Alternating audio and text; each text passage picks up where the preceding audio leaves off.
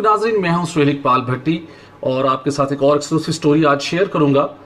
ये भी मामला जुड़ा हुआ है पेट्रोलियम डिवीजन के साथ। आप भी सोचते होंगे अक्सर तवानाई के शोबे से मुतल्लिक हम एक्सक्लूसिव स्टोरीज आपके साथ ज़्यादा क्यों शेयर करते हैं। वजह बहुत वाज़ेह है कि तवानाई का शोबा ऐसा शोबा है, वो भले पाकिस्तान को हो या दुनिया के किसी भी मुल्क का, जब तक उसके अंदर आप बेहतरी नहीं लाएंगे, वहाँ पर मेरिट, गुड गवर्नेंस और जो नुकसानात हैं उन पर जब तक आप काबू नहीं पाएंगे, आपका मुल्क तरक्की की मनाजिल तय नहीं कर सकता।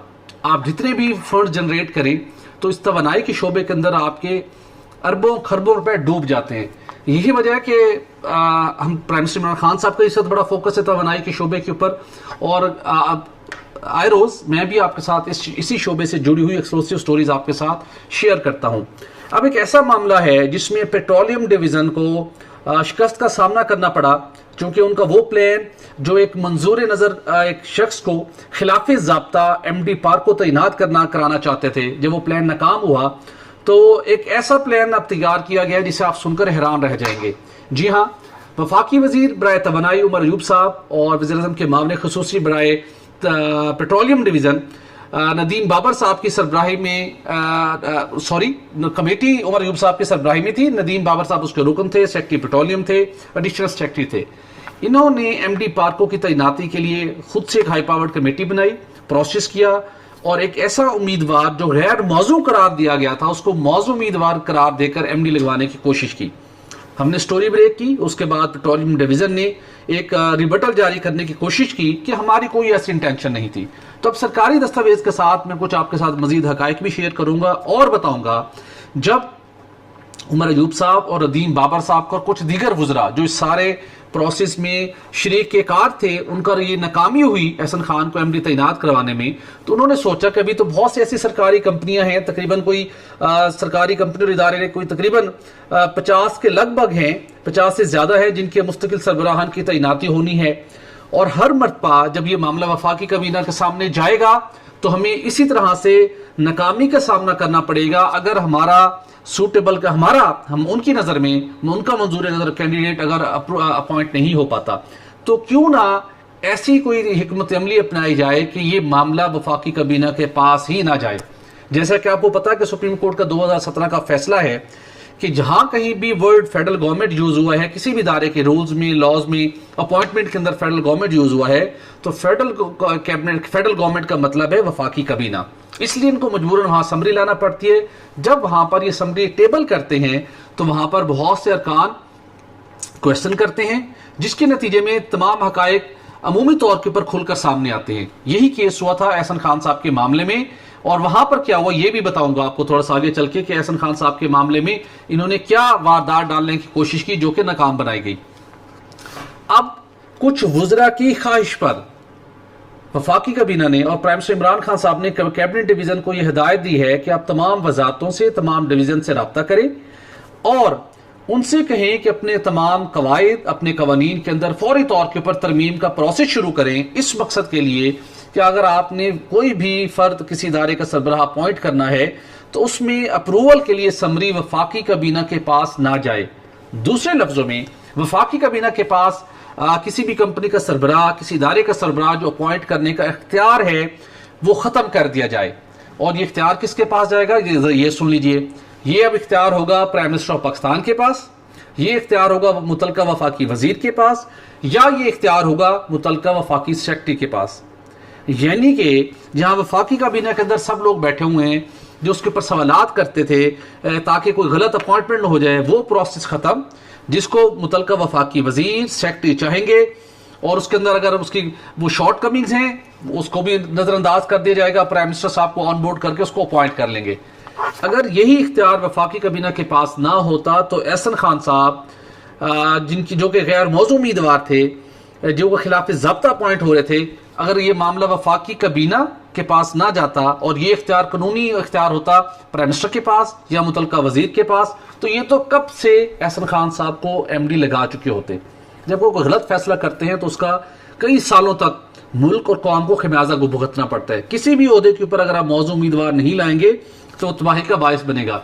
वो तो 3 साल तक अपना काम करके चला जाएगा, करोड़ों रुपए तनख्वाह लेगा, मरात लेगा, बोनसेस लेगा, अपना प्रोफाइल बेहतर बनाएगा, और उसके बाद उसकी लैक ऑफ एक्सपीरियंस की वजह से, उसकी कॉम्पिटेंसी ना होने की वजह से उसका अल्टीमेट खमियाजा बाद में हम सब, ये पूरी कौम और मुल्क को भुगतना पड़ता है।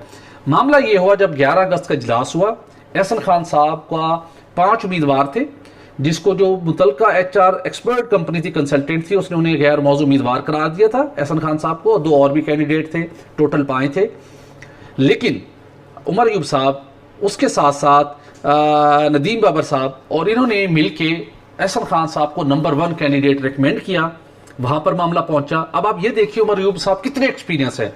नदीम बाबर साहब कॉर्पोरेट सेक्टर का एक्सपीरियंस रखते हैं, उनको प्राइम मिनिस्टर लाए भी इस वजह से थे कि वो कॉर्पोरेट सेक्टर के, बिलखुसूस एनर्जी सेक्टर के एक्सपर्ट कंसिडर होते हैं। अमेरिका के अंदर उनको काम करने का एक्सपीरियंस है।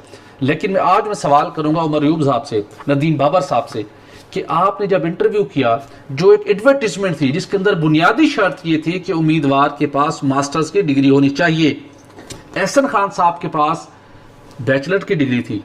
ये मैं आपको दस्तावेज की रोशनी में बात कर रहा हूं नाजरीन। वफाकी काबीना के सामने मामला गया, उन्होंने सवाल किया कि क्यों गैर मौजूद उम्मीदवार एहसन खान को डिक्लेयर किया है HR कंसल्टेंट ने। तो पता चला कि एहसन खान साहब की रेलेवेंट डिग्री नहीं है, रेलेवेंट क्वालिफिकेशन नहीं है। लेकिन उमर अयूब साहब क्या कहते हैं? वो कहते हैं जी नहीं, सूटेबल कैंडिडेट है, वो नंबर 1 कैंडिडेट है। नदीम बाबर साहब का भी यही मौक़िफ़। तो मेरा सवाल है, क्या उमर अयूब साहब, वो उनका भी कॉर्पोरेट सेक्टर के अंदर उनकी फैमिली का बहुत वसी तजर्बा है, क्या कभी अपनी कंपनी के लिए वो कोई ऐसे एडवर्टीजमेंट दें? नदीम बाबर साहब, विंड पावर प्लांट का एक्सपीरियंस है, IPP का एक्सपीरियंस है, फर्नेस ऑयल के शोबे के अंदर उनका कंपनियों को रन करते रहे, अमेरिका में रहे। आप एक इश्तिहार देते हैं, उसके अंदर शर्त होती है मास्टर्स डिग्री की, कैंडिडेट आ जाता है बैचलर डिग्री का। क्या आप नदीम बाबर साहब, उमर अयूब साहब उसको सिलेक्ट करेंगे? नहीं। आप उसका इंटरव्यू भी नहीं करेंगे, आपको उसको इंटरव्यू की कॉल भी नहीं देंगे। लेकिन आपने यहां पे क्या किया? रिजेक्टेड कैंडिडेट को दोबारा बुलाया, अपने ऑफिस में उनका इंटरव्यू किया, अपने ऑफिस में बैठ के प्रोसेस किया, इंटरव्यू किया और उसको सूटेबल करार दे दिया। और 11 अगस्त को वफाकी काबीना के इजलास के अंदर जब आपकी उम्मीदों पर पानी फिर गया, तो अब आपने कहा कि प्राइम मिनिस्टर साहब काइंडली हमारी हेल्प कीजिए। आप ये वफाकी काबीना वाला जो एक चेक एंड बैलेंस है, ये खत्म कर दें। और बहुत सी कंपनियों के MD लगने हैं। पेट्रोलियम, अगर हम सिर्फ पेट्रोलियम डिवीजन की बात करें तो बेशुमार कंपनी जिनके MD सुई नॉर्दर्न, MD सुई सदर्न, इस तरह बाकी कंपनियों के MD अपॉइंट होने हैं। तो ये तो हर दफा हमारे मंजूर नजर अफराद के ऊपर सवालात उठेंगे। इनकी ख्वाहिश और कुछ दीगर वज़रा की ख्वाहिश थी, और उन्होंने कहा प्राइम मिनिस्टर साहब वफाकी काबीना का ये इख्तियार खत्म कर दीजिए। यहाँ पे हमसे सवालात उठते हैं, यहाँ पे जो हमारी वारदात होती है पकड़ी जाती है। अब ये सारा मामला या हम खुद तय किया करें, या हम आपको इंटीमेट कर दिया करेंगे, आपकी हम अप्रूवल लेके अपॉइंट कर लिया करेंगे। प्राइम मिनिस्टर साहब ने भी हैरान कुन तौर के ऊपर, मेरे ख्याल में उनको इस बात से एग्री नहीं करना चाहिए था, उन्होंने एग्री किया और उन्होंने सेक्रेटरी कैबिनेट को हिदायत की कि आप ये प्रोसेस इनिशिएट कीजिए। वफाकी काबीना अपना ये इख्तियार खत्म करेगी, प्राइम मिनिस्टर के पास इख्तियार होगा किसी भी सरबराह को तैनात करने का, वफाकी वजीर या उसके सेक्रेटरी के पास, ताकि ये मामला ही वफाकी काबीना का खत्म हो जाए। जिसके नतीजे में कैबिनेट डिवीजन ने अब तमाम वजारतों को और डिवीजन को खत लिख दिया है और उनसे कहा गया कि 15 सितंबर तक आप एक परफॉर्मा साथ दिया गया है कि आप स्टेटस बताइए कि आपके किस कानून में, किस कवायद में फेडरल गवर्नमेंट का जहां जहां लफ्ज मेंशन है उसको अमेंड कर दें कि फेडरल गवर्नमेंट की जगह prime minister oblique ministers oblique secretary ये मेंशन कर दें, ताकि ये बहस ही खत्म हो जाए, ये मसला ही हल हो जाए, ताकि कल को हमारे ऊपर कोई सवाल ना उठाए कि इसकी मंजूरी तो प्राइम मिनिस्टर ने दी है, इसकी मंजूरी तो मिनिस्टर ने दी है, जिसका वो मजाज नहीं था। ताकि वो मजाज हो जाए, कानूनी तकाजे पूरे हो जाए और उसके बाद जो लोग अपना खुल खेल कर खेल खेलना चाहते हैं, कहीं पर भी कोई सूटेबल कैंडिडेट ना हो, फिर भी हम उसको लगा सकें। अगर ये इंटेंशन ना हो तो फिर आपको वफाकी काबीना से ये इख्तियार किसी सूरत नहीं लेना चाहिए। एनी हो, मरासला जारी हो चुका है, हदायत जा चुकी हैं। सेक्रेटरी कैबिनेट ने 15 सितंबर तक तमाम वजारतों से ये तमाम तर तफसीलात मांगी हैं कि ये हमें तफसीलात दें कि कानून, पार्लियामेंट से किसी कानून में तरमीम की जरूरत है, किसी रूल्स में तरमीम है, फेडरल कैबिनेट में तरमीम की जरूरत है, उससे मंजूरी लें और इसको इम्प्लीमेंट कर दें। ये काम हो गया, बहुत हैरान कुन बात है। लेकिन मेरा सवाल है प्राइम मिनिस्टर इमरान खान साहब से, ठीक है आप अगर इंटेंशन आपकी अच्छी है तो आप ठीक है कीजिए, क्योंकि जस्टिफिकेशन ये दी जा रही है कि फेडरल कैबिनेट पे बर्डन बहुत है, बहुत से मामलात आते हैं, वो डिले हो जाते हैं, तो हमें जल्द अज जल्द इन मामलात को निपटाना है। ठीक है, आपकी इंटेंशन हम मान लेते हैं, आपकी जस्टिफिकेशन मान लेते हैं, लेकिन काइंडली एक सवाल का जवाब देना तो आपका बनता है। एक आपके उन वजीरों की वारदात पकड़ी गई जिनके ऊपर आप बड़ा रिलाय करते हैं, आपके कोर टीम का हिस्सा हैं और उनके पास मोस्ट इंपॉर्टेंट मिनिस्ट्री है।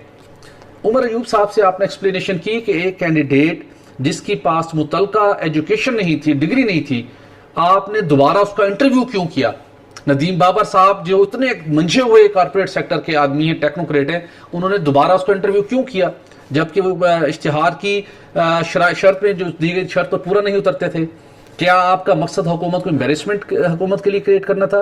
अगर फॉर एग्जांपल वो एहसन खान साहब को अपॉइंट भी करवा लेते जो कि वफाकी वजीर के बहुत करीबी दोस्त हैं, कंपनी में उनके साथ उन्होंने इकट्ठे काम किया और पीछे कुछ और मिनिस्टर भी उनकी लॉबिंग कर रहे थे, तो क्या कोई भी पाकिस्तानी जिन्हें उनकी क्वालिफिकेशन का पता था, जो वो कैंडिडेट जो सारे प्रोसेस के अंदर शरीक थे, क्या वो ना क्वेश्चन करते कि प्राइम मिनिस्टर इमरान खान साहब के नए पाकिस्तान के अंदर मेरिट की धज्जियां बिखेरी गई हैं और कोई भी शख्स जिसके पास तमाम तर दस्तावेज थी, मेरे पास वो सरकारी दस्तावेज थी, कोई जाके उसको अदालत में चैलेंज करता, वहां केस चलता और 1 महीने के अंदर वो साफ फारिग हो जाते, या दूसरे लफ्जों में 6 माह वो काम करते, मामला नैब को कोई दरखास्त देता, नैब ने सबको बुलाया होता कि जनाब आपने अप्रूवल दी है, सब लोग वहां पेशियां भुगत रहे होते और सरकारी वसाइल का ज़िया हो रहा होता। तो किसने इस टाइप की एम्बैरसिंग सिचुएशन क्रिएट करने की कोशिश की? प्राइम मिनिस्टर इमरान खान साहब का फर्ज था वो इनसे एक्सप्लेनेशन करें, उनसे पूछें कि आपने क्यों एक गलत उम्मीदवार को सपोर्ट करके रिकमेंड किया और उसको अप्रूवल उसकी हासिल करने की कोशिश की। आप इनके खिलाफ कार्रवाई करते, एटलीस्ट एक इस किस्म की ज़ाब्ते की कार्रवाई करते, एक एक्सप्लेनेशन करते, वार्निंग करते, ताकि दीगर वज़रा को भी कोई नसीहत होती कि प्राइम मिनिस्टर इमरान खान साहब को 2 साल हो गए।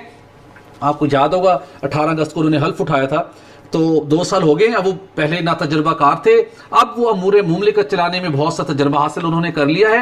अब हम प्राइम मिनिस्टर इमरान खान साहब से कोई बरीक वारदात नहीं डाल सकते, अब हम कोई कारीगरी का मुजाहरा नहीं कर सकते। जहां पर हम गलत काम करेंगे प्राइम मिनिस्टर हमसे पूछ कुछ करेंगे, हमारी सरजनिश होगी। ये एक बड़ा गोल्डन मौका था जिसके ऊपर आप एक एग्जाम्पल सेट कर सकते थे, लेकिन बदकिस्मती के साथ आपने नहीं की, बल्कि तमाम सरकारी इदारों के सरबराहान और कंपनियों के सरबराहान तैनाती का जो वफाकी काबीना का इख्तियार था, कुछ वुज़रा की ख्वाहिश पर उसे भी खत्म करने की अब तैयारी कर ली गई है। तो वो कहते हैं जी ना रहेगा बांस और ना बजेगी बांसुरी, ना वफाकी काबीना में समरी जाएगी और ना ही किसी गैर मौजूद उम्मीदवार के ऊपर कोई सवालात उठेंगे, ना कोई उसकी रास्ता रोक सकेगा। तो ये एक ऐसा मामला है जो कि बड़ी मुश्किल सूरत का सामना करना पड़ेगा जब आप ऐसा करेंगे। अल्टीमेटली अदालतों में फिर भी मामला था, अगर गलत कैंडिडेट को अपॉइंट करेंगे, चैलेंज होंगे, सवालात उठेंगे और आपको मुश्किल सूरत का सामना करना पड़ेगा। लिहाजा उससे बचने के लिए मेरा जाती तौर पर यह ख्याल है, कुछ एक्सपर्ट से भी मेरी बात हुई कि काबीना की एक सर्विलियंस का एक रोल है, जो चेक एंड बैलेंस है, वो रहना चाहिए। क्योंकि अभी भी जो भी समरी काबीना में आती है पहले प्राइम मिनिस्टर पाकिस्तान को जाती है, वो समझते हैं कि हाँ जी प्रोसेस मुकम्मल है, कैंडिडेट सूटेबल है, चले अब इसको टेकअप इसको प्रेजेंट कीजिए कैबिनेट के सामने। तो बाकी उनकी मर्जी है, अगर वो समझते हैं कि वुज़रा को अपने मनपसंद मंजूर नज़र अफराद को सरबराह तैनात करने का इख्तियार मिलना चाहिए, मेरिट की पासदारी भले हो ना हो, तो ये नए पाकिस्तान के अंदर एक गलत एग्जाम्पल सेट करने की कोशिश होगी, जिससे अल्टीमेटली हुकूमत, पाकिस्तान तहरीक इंसाफ, प्राइम मिनिस्टर इमरान खान साहब और ये मुल्क मुतासिर होगा। मुझे दीजिए इजाज़त, अपना रखिएगा ख्याल, अल्लाह हाफिज़।